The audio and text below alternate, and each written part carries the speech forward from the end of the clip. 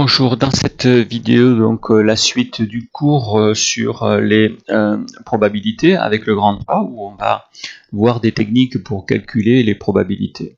Alors jusque-là, on a vu la loi de probabilité, mais on n'a pas calculé des événements, on a simplement donné les probabilités des issues. Alors, qu'est-ce que c'est la probabilité d'un événement? C'est la somme des probabilités des issues qui le réalisent. On va voir donc des exemples. On va commencer par faire les trois premières phrases, après on verra les exemples ici qui concernent en fait l'expérience aléatoire du lancer du dé. Probabilité de l'événement impossible, il y a 0 chance. Probabilité de l'événement certain, c'est 1. La probabilité du complémentaire de A, c'est 1 moins P de A. S'il y a 60% de chances que A se réalise, il y en a 40%, 0,4, qui ne se réalise pas. Alors ça, on va le laisser pour un petit peu plus tard. Alors, il faut se souvenir de ce que c'est A, B, C, etc. dans le lancer du dé. Alors, P de A, vous regarderez, c'est P de B, c'est on obtient un nombre multiple de 3 et de 2, et on avait trouvé qu'il n'y avait que 6. Il y a une chance sur 6, une face sur 6. C, c'était l'événement, on obtient un 7, il y a 0 chance, 0. Probabilité de D, on obtient un nombre inférieur à 7. Alors c'était l'événement certain, la probabilité c'est 1. Alors, plus intéressant, la probabilité de F. F, si on obtient un nombre impair, il y a 3 possibilités. Il y a le 1, le 3 et le 5. Il y a 3 possibilités sur 6. En fait, la somme des probabilités des issues qui le réalisent, il y a un sixième, plus un sixième, plus un sixième, il y a 3 sixièmes. Le nombre d'issues, là, sur le nombre d'issues en tout, 3 sur 6. Il y a une chance sur 2. B bar. Alors B bar, qu'est-ce que c'était qu'est-ce que c'est B bar? C'est l'événement contraire de B. B, c'était on obtient un nombre multiple de 3 et de 2. B bar, si on n'obtient pas un nombre multiple de 3 et de 2. On fait 1 moins 1 sur 6, ça fait 5 sur 6. 1 moins la probabilité de B. Et donc, si on regarde ce que c'est que B bar, ne pas obtenir un multiple de 3 et de 6, c'est tout sauf obtenir un 6, c'est-à-dire obtenir 1, 2, 3, 4, 5. Il y en a 5 sur 6. On peut le compter aussi de manière comme ça, directe. P de A. Alors, qu'est-ce que c'était P de A? On obtient un nombre pair. Il y avait 2, 4, 6. Il y a 3 chances sur 6. 2, 4, 6, ça fait 3. 3 chances sur 6. P de E, c'était, on obtient un multiple de 3. Il y avait 2 possibilités, 3 et 6. Il y a 2 possibilités sur 6. Je peux simplifier, ça fait un tiers. E union A, quand on faisait la somme, on dit la somme, mais c'est la réunion des deux événements, on obtenait 4 issues. Le 2, le 3, le 4 et le 6. 4 issues sur 6. Par contre, l'intersection, on avait obtenu que, alors, si vous ne savez pas de quoi je parle, il faut revenir un petit peu en haut. On avait fait tout ça, déjà. Par exemple ici, l'intersection de inter A, c'est-à-dire obtenir un multiple de 3 et un nombre pair, il n'y avait que 6. Et donc il y avait une chance sur 6. Maintenant regardez ce qui se passe si on ajoute ça. 3 sur 6 plus 2 sur 6, ça fait 5 sur 6. Si on ajoute ça, alors 4 sur 6 plus 1 sur 6, ça fait 5 sur 6. C'est ce que j'ai mis ici. P de A plus P de... Alors là ça s'appelle B, mais je l'ai fait avec P de A plus P de E est égal à P de E union A plus P de E inter A. Même chose ici, mais avec B. Alors, d'où ça sort ce truc? Ça sort que quand on fait la probabilité de A,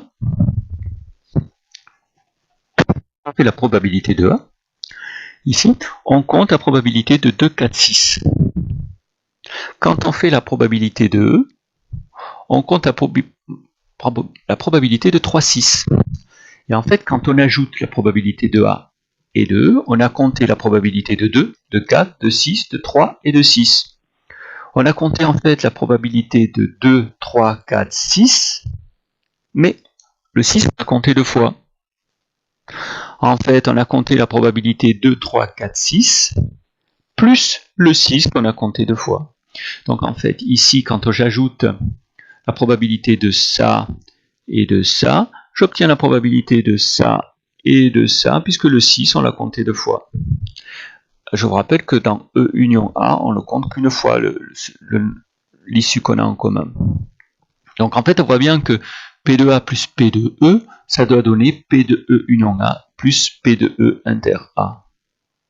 Alors c'est une propriété qui se comprend et qui des fois doit être utilisée telle quelle parce qu'on ne sait pas de quoi ça parle. Vous verrez un exercice sur la fiche d'exercice plus tard.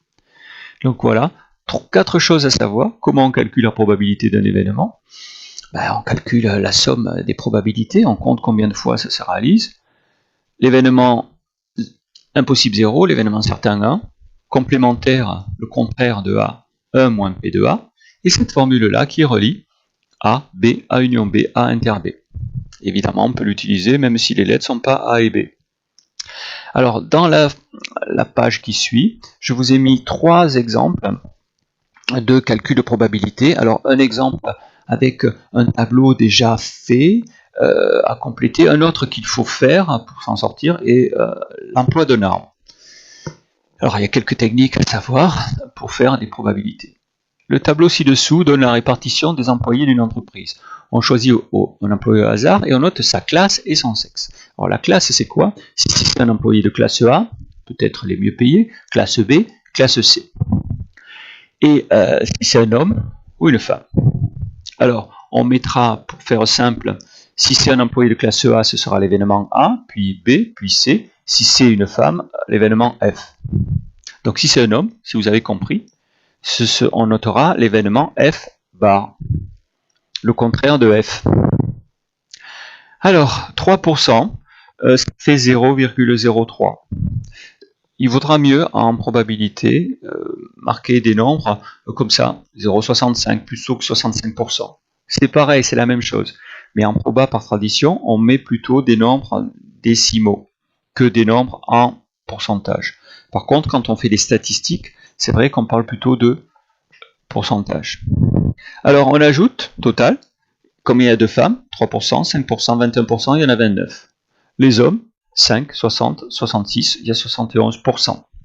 Le total, DA, DB, DC, et de tout. Tout, ça fait 100%, sinon c'est qu'on a oublié quelqu'un. Donc à l'aide de ce tableau, on va pouvoir calculer les probabilités des événements. Probabilité de F. 29% de femmes, 0,29. Probabilité de A, 0,08, 8%. Combien il y a de chances que la personne soit de classe A? 8%. Alors P de F inter A. Déjà c'est plus compliqué. Alors F inter A, il y en a 3%. En même temps les deux. P de F union A. Alors là c'est plus compliqué. P de F union A, F union A. Alors c'est soit c'est une femme, soit c'est A, soit c'est les deux. Alors, on peut utiliser notre formule ici, mais nous ce qu'on veut, vous voyez, c'est F union A. Alors on peut faire ça plus ça, moins lui. Alors pratiquement, qu'est-ce que ça veut dire? On peut faire P de F, 29%, plus P de A, 8%, mais quand on fait ça plus ça, il y a un truc qu'on a compté 2 fois. C'est ce truc-là, on l'a compté pour le 8% et on l'a compté pour le 29%. Et ce truc-là, c'est P2 F inter A. C'est pour ça que je l'enlève ici. Il doit y avoir d'ailleurs une petite erreur quelque part ici. Là. Hein, vous regarderez peut-être ce que j'ai fait comme erreur. Vous voyez pas? Non? Hein? En fait, ce qu'il faut, c'est ajouter 0,29 plus 0,08 et seulement enlever moins 0,03. Une confusion ici. Je ne sais pas si le résultat est bon, il faudrait le vérifier. Vous pourrez le faire, c'est 0,29. Bon, je le fais à la calculatrice, tiens.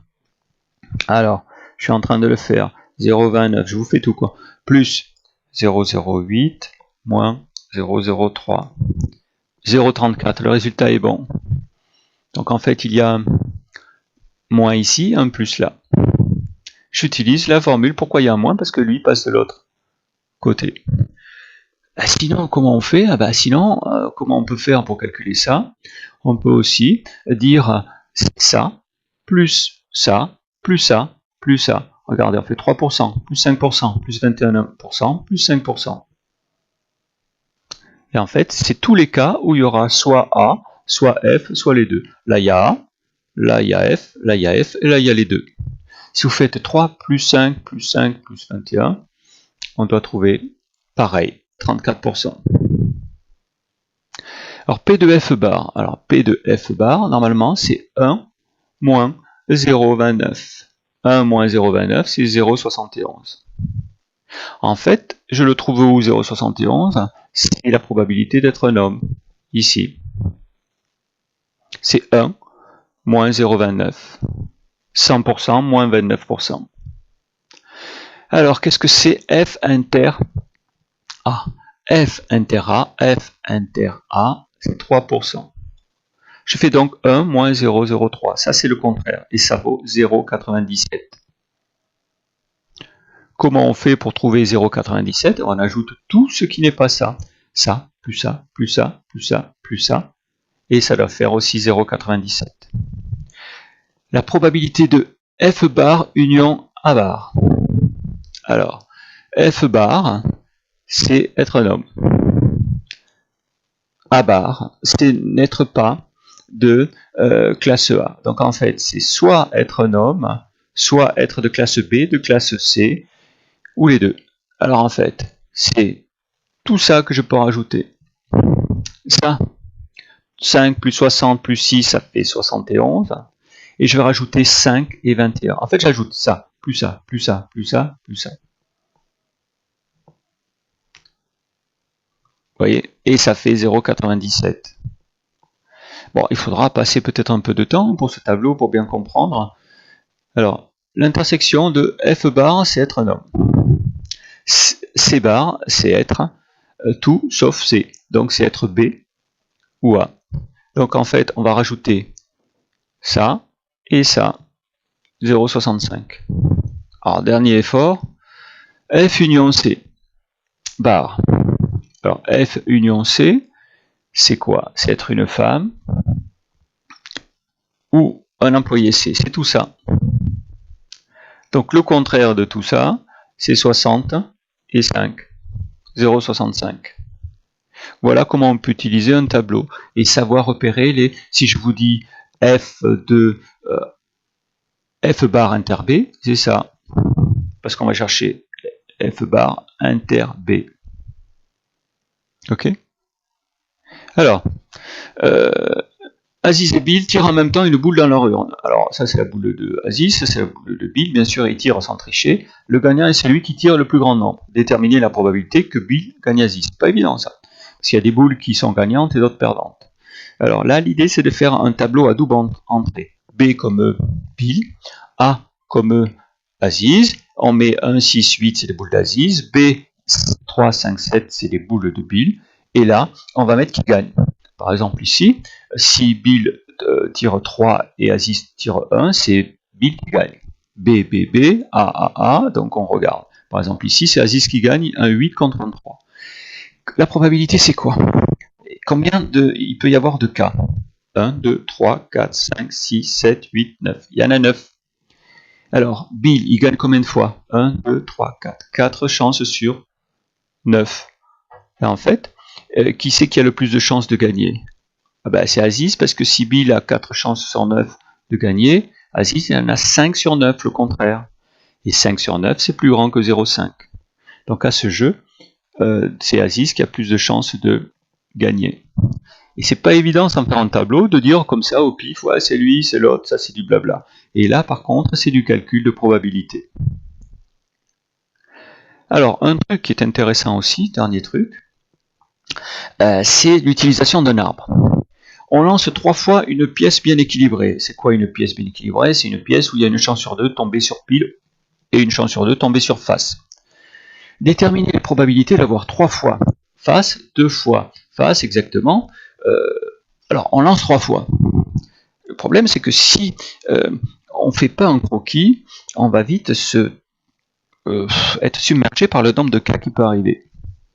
Alors là, je représente ici le premier lancer. On peut tomber sur face ou sur pile. Là, je représente le deuxième lancer. On peut tomber sur face, sur pile, sur face, sur pile. Là, le troisième lancer. Et ça me donne toutes les possibilités qui peuvent arriver. Par exemple ici, on peut tomber sur face la première, sur face la deuxième, sur face la troisième. Ou alors on peut tomber sur face la première, pile la deuxième et face la troisième. Et là, je récupère tout ce qui peut arriver. Regardez, FFF, FFP, FPF, FPP, etc. Je les marque ici. Combien il y a de chemins possibles? Combien il y a de cas possibles? 1, 2, 3, 4, 5, 6, 7, 8. 8. Bon, 8, ça vient de quoi? C'est 2 fois 2 fois 2, 2 puissance 3. Mais c'est pas évident de penser à tous les cas, et l'arbre permet de visualiser. Alors maintenant, on va déterminer les probabilités qu'on me demande. D'avoir 3 fois face. Qu'est-ce que c'est? C'est face, face, face. Il y en a une sur 8. D'obtenir 2 fois face exactement. Alors, celle-là, ça marche. Face, face, il n'y en a que 2. Celle-là, ça marche aussi. Il y en a une autre? Oui, il y en a une autre ici. Il y en a combien? Il y en a 1, 2, 3 sur 8. Ça, c'est la probabilité. Une fois face exactement. Alors, une fois face exactement, c'est en fait seulement un F. Ici, une fois, 2 fois, 3 fois, 3 fois sur 8. Bon, c'est pareil logique, hein, parce que quand vous faites la probabilité de tomber une fois sur face, c'est la probabilité de 2 fois sur pile. Et en fait, le rôle de face et de pile, c'est symétrique, donc c'est normal qu'on trouve pareil ici. Bon, ça c'est pour ceux qui veulent aller plus loin. La probabilité de tomber sur 0 face, bah, c'est la probabilité de tomber sur 3 piles, donc on va retomber sur ça. Mais regardons-le. Il y a combien de chemins qui donnent 0 face? Il n'y a que lui, PPP. Il y a une chance sur 8. Voilà, l'utilisation d'un arbre, c'est hyper pratique dès qu'on ne peut plus faire un tableau. Pourquoi on ne peut plus faire un tableau comme ça ici? Parce qu'on peut faire premier lancer, deuxième lancer, et le troisième on le met où? C'est bien quand il y a deux... pour faire un tableau, c'est quand il y a deux choses à mettre. Dès qu'il n'y en a plus que deux, l'arbre c'est mieux. Ici. Donc, on a vu différents cas possibles. On a vu 4 exemples pour cette partie de leçon pour faire des probabilités. Je rappelle, il n'y a pas beaucoup, hein, les 2 formules à savoir, elles sont là. Si vous n'y arrivez pas à les retenir, hein, pas terrible quand même. Voilà. Et après, s'entraîner, bon, le plus pénible était celui-là, hein, parce que c'est pénible, je l'ai fait exprès, c'est pénible d'avoir ces pourcentages. Il vaut mieux passer de suite à 0,29, 0,03 que 29%. Voilà. Et après, il faut regarder, comprendre ce qui se passe. Faire des probas, c'est compter. Vous voyez, on compte 4 sur 9. Vous voyez, on compte 3 sur 8. C'est dénombrer les choses. Faire des probabilités, c'est souvent le nombre de cas sur le nombre de cas total. Et là, on peut faire des probabilités, des calculs. Voilà. Ça termine la partie 3 du cours.